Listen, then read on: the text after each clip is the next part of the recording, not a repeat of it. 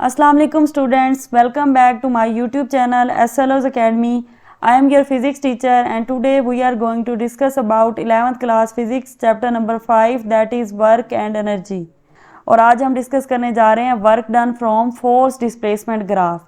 ठीक है बेटा, किसी भी फिजिकल क्वांटिटी को हम दो तरह से देख सकते हैं, एक उसका मैथमेटिकल फार्मूला होता है और एक होती है उसकी ग्राफिकल रिप्रेजेंटेशन। तो मैथमेटिकल फार्मूला जो है इसका हमने लास्ट लेक्चर में डिस्कस कर लिया था, that is W is equal to F dot D, और उसको हम ओपन करके लिखते हैं FD cos थीटा।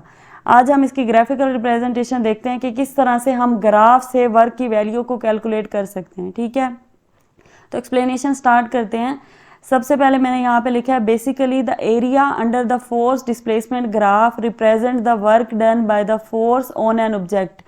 यानी कि जो भी ग्राफ हमें वर्क डन के लिए मिलेगा या फोर्स डिस्प्लेसमेंट का जो भी ग्राफ होगा, उसकी जो भी शेप होगी, उसका हमने एरिया कैलकुलेट करना है और एरिया जो है ना वो हमें वर्क की वैल्यू देगा। ठीक है, यानी अगर आप यहाँ पर इस ग्राफ को देखें तो ये हमारे पास ग्राफ है फोर्स और डिस्प्लेसमेंट के दरमियान। ठीक है, क्योंकि हम वर्क को कैलकुलेट करना चाह रहे हैं और वर्क में दो ही चीज़ें होती हैं, एक होता है फोर्स और दूसरा है हमारे पास डिस्प्लेसमेंट।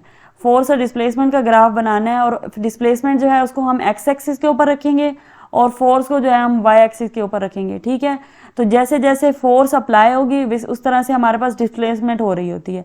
तो इसका जो हमारे पास ग्राफ बनेगा, जैसे आप यहाँ पे देख सकते हैं कि एक स्क्वायर की फॉर्म में ग्राफ बन रहा है, इसका हमने एरिया कैलकुलेट करना है और एरिया की जो वैल्यू आएगी ना वही वर्क डन की वैल्यू होगी। ठीक है, यानी जो भी शेप बनती है ना इस ग्राफ की, उस शेप के हिसाब से आप उसका फार्मूला लगा के एरिया कैलकुलेट करेंगे। शेप आपकी स्क्वायर भी हो सकती है, ट्राइंगल भी हो सकती है, रेक्टेंगल भी हो सकती है या कोई भी इरेगुलर शेप हो सकती है। ठीक है, तो जो भी शेप होगी उसका आप एरिया कैलकुलेट करेंगे और वो एरिया जो है वो आपको वर्क की वैल्यू देगा। सिंपल इसके अंदर ये कंसेप्ट है। ठीक है, अब जो फोर्स है ना वो हमारे पास दो तरह की हो सकती है, या तो हमारे पास कांस्टेंट फोर्स होगी या फिर वेरिएबल फोर्स होगी। ठीक है, जब कांस्टेंट फोर्स अप्लाई हो रही होगी तो उसके लिए भी हमने वर्क डन डिस्कस करना है और वेरिएबल का भी करेंगे। तो सबसे पहले हम डिस्कस करते हैं ए पॉइंट के अंदर work done by a constant force. ठीक है, यानी कि इस केस के अंदर हमारे पास जो फोर्स है वो ड्यूरिंग द होल वर्क क्या है, वो कांस्टेंट है। यानी जब जितना भी हम वर्क कर रहे हैं किसी भी ऑब्जेक्ट के ऊपर एक कांस्टेंट फोर्स के जरिए कर रहे हैं, फोर्स हम चेंज नहीं कर रहे। तो सबसे पहले हमारे पास उसकी डेफिनेशन लिखी हुई है, the work done on a body by a constant force is defined as, उसको डिफाइन करते हैं हम, product of the magnitude of the displacement and the component of the force in the direction of the displacement. ठीक है, यानी कि हमारे पास magnitude का प्रोडक्ट होता है और किस का मैग्नीट्यूड होगा, डिस्प्लेसमेंट का मैग्नीट्यूड है और फोर्स का मैग्नीट्यूड है। और फोर्स कौन सी है, फोर्स का वो वाला कंपोनेंट लेना है जो डिस्प्लेसमेंट की डायरेक्शन के अंदर हो। ठीक है, तो ये हमारे पास work done by constant force की डेफिनेशन है और ये तकरीबन वही डेफिनेशन है जो हमने वर्क डन के अंदर पढ़ी थी। अब इसकी एग्जांपल जो है वो हमारे पास है, pushing a box on a smooth floor with a constant force. यानी किसी भी बॉक्स को अगर आप किसी भी फ्लोर के ऊपर, फर्श के ऊपर पुश कर रहे हैं, उसको धकेल रहे हैं कांस्टेंट फोर्स के साथ। और कांस्टेंट फोर्स का क्या मतलब है कि यानी इनिशियली अगर आपने फॉर एग्जांपल उसके ऊपर 5 न्यूटन की फोर्स लगाई है तो थोड़ी देर बाद भी आपने वो 5 न्यूटन ही रखनी है।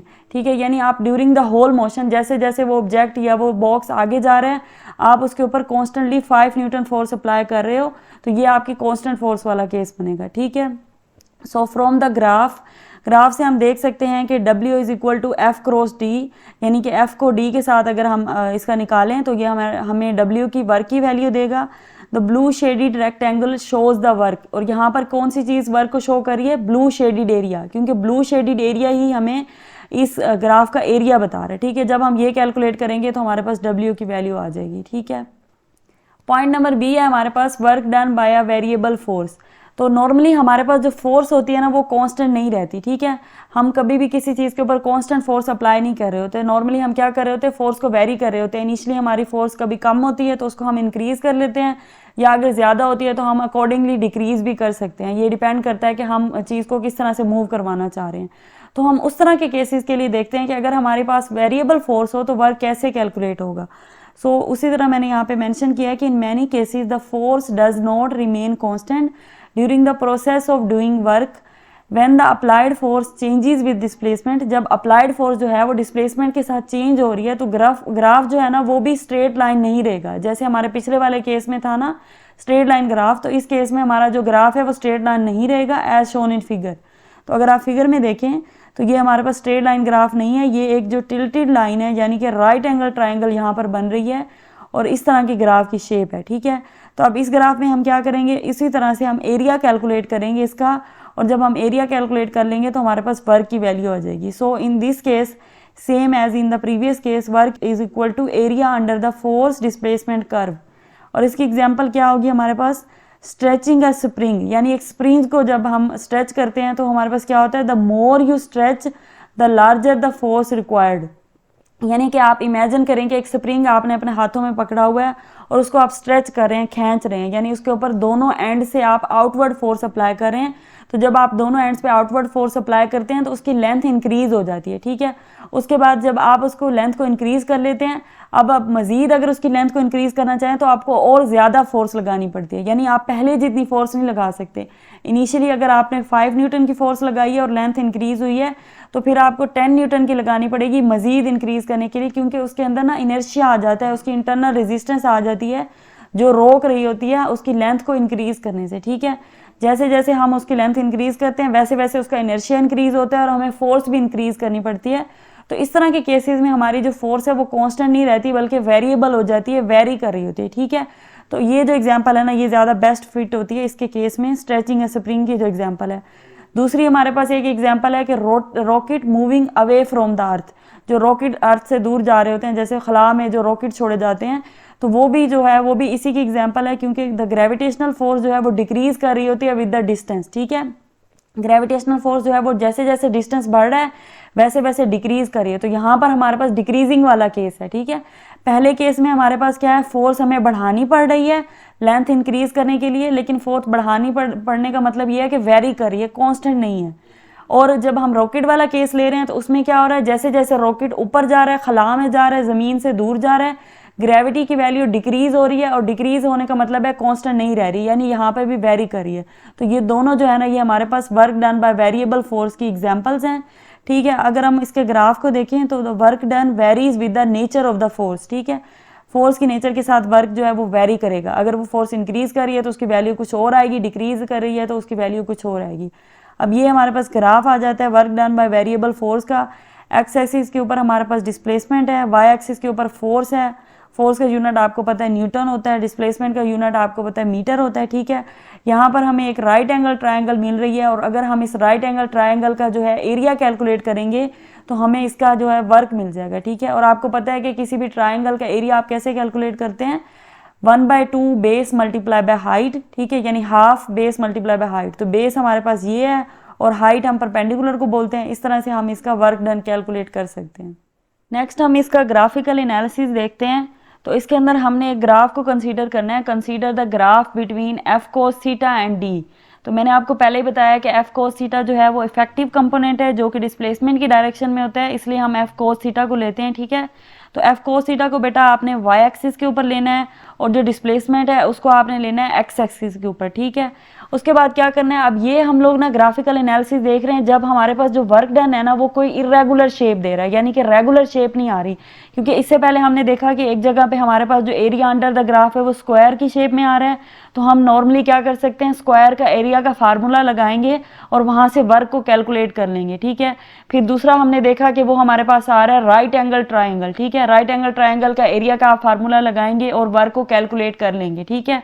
अब हम देखने लगे हैं कि अगर हमारे पास वर्क इस तरह का कोई ग्राफ दे रहा है जिससे इरेगुलर शेप बन रही है, यानी जो एरिया अंडर द ग्राफ आ रहा है ना ही वो स्क्वायर है ना ही वो राइट एंगल ट्रायंगल है, कोई रेगुलर शेप नहीं है, इरेगुलर शेप है, तो उसको कैसे कैलकुलेट करेंगे, क्योंकि उसके एरिया का फार्मूला हमें नॉन नहीं होगा, ठीक है। तो उसको कैलकुलेट करने के लिए बेटा दो काम आपने करने हैं। सबसे पहला काम है कि आपने जो डिस्प्लेसमेंट है ना उसको डिवाइड कर देना है छोटे छोटे पार्ट्स के अंदर, यानी टोटल जो डिस्प्लेसमेंट आपकी हुई है ना उसको आपने डिवाइड करना है। सो मैंने यहाँ पे लिखा है कि consider the graph between F cos theta and displacement, और we divide the total displacement into small parts. Small parts के अंदर डिवाइड करेंगे, del D1, del D2, del D3 so on to del Dn, यानी कि Dn तक आपने इसके छोटे छोटे पार्ट्स कर देने हैं। उसके बाद आपने क्या करना है, फोर्स को भी साथ ही डिवाइड कर लेना है। हर पार्ट के लिए हमारे पास फोर्स अलग आ जाएगी, यानी कि del D1 के लिए क्या हो जाएगा, F cos theta 1, del D2 के लिए आ जाएगा F cos थीटा 2, और इसी तरह 3 के लिए F cos थीटा 3 और एंड सो ऑन। ठीक है, इस तरह से आपकी फोर्स भी डिवाइड हो गई है और डिस्प्लेसमेंट भी डिवाइड हो गई है।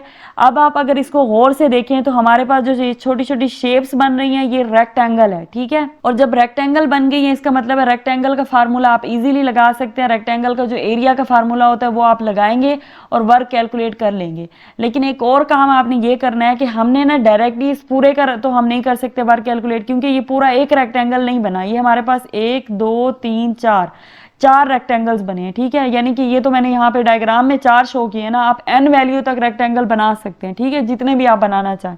तो अब हम ये करेंगे कि हर रीजन के लिए ना उसका एरिया कैलकुलेट करेंगे रेक्टेंगल का, और फिर उसको ऐड करके टोटल एरिया निकालेंगे, यानी टोटल वर्क निकालेंगे। ठीक है, तो बेसिकली हम यहाँ क्या करने लगे हैं, रेक्टेंगल 1 का एरिया कैलकुलेट करने लगे हैं, रेक्टेंगल 2 का करेंगे, 3 का करेंगे, 4 का करेंगे। ठीक है, अब आपको पता है रेक्टेंगल का एरिया का फार्मूला आपको आता होगा, वो होता है लेंथ क्रॉस विड्थ। तो लेंथ हमारे पास क्या आ रही है यहाँ पे, that is F cos theta 1, क्योंकि फोर्स जो है ना वो हमारे पास क्या है, वो हमारे पास वर्टिकल डायरेक्शन के ऊपर है, वाई एक्सिस के ऊपर है। तो ये हमारी रेक्टेंगल की लेंथ भी जो है वो फोर्स ऑक्यूपाई करेगी, और यहाँ पर जो रीजन 1 है उसके लिए है F cos थीटा 1, यानी कि हमारी जो लेंथ होगी रेक्टेंगल 1 की वो होगी F cos थीटा 1, और उसकी जो विड्थ होगी वो होगी del D1। ठीक है, तो del D1 को आप मल्टीप्लाई करेंगे F cos थीटा 1 से, तो ये आपके पास एरिया आ जाएगा रेक्टेंगल 1 का। और इंटरेस्टिंगली हमारे पास जो फार्मूला था ना, mathematical formula work done calculate करने का, वो भी यही था। वो हमने क्या पढ़ा था, F डॉट डी, और F डॉट डी को अगर आप ओपन करेंगे तो F cos थीटा और D। ठीक है, यानी कि F cos थीटा और अगर D कहीं पे इकट्ठे आ रहे हैं तो ये वर्क का फार्मूला है, यानी कि एरिया हमें वाकई वर्क को दे रहा है, ये हमें यहाँ से वेरीफाई हो रहा है। सो हम W1 निकालेंगे, W1 is equal to F1 del D1, यानी एरिया का जो फार्मूला है उसको लिखेंगे, और इस साइड से वो W के इक्वल है, और W1 इज इक्वल टू, और फिर ये मल्टीप्लाई होके क्या आ जाएगा, F1 cos theta 1 del D1, यानी F1 हमारे पास क्या है, F cos थीटा 1 है, और ये हमारे पास W1 की वैल्यू आ गई। इसी तरह से सेम आप W2 निकालेंगे, W2 is equal to F2 dot del D2, और W2 is equal to F2 cos theta 2 del D2।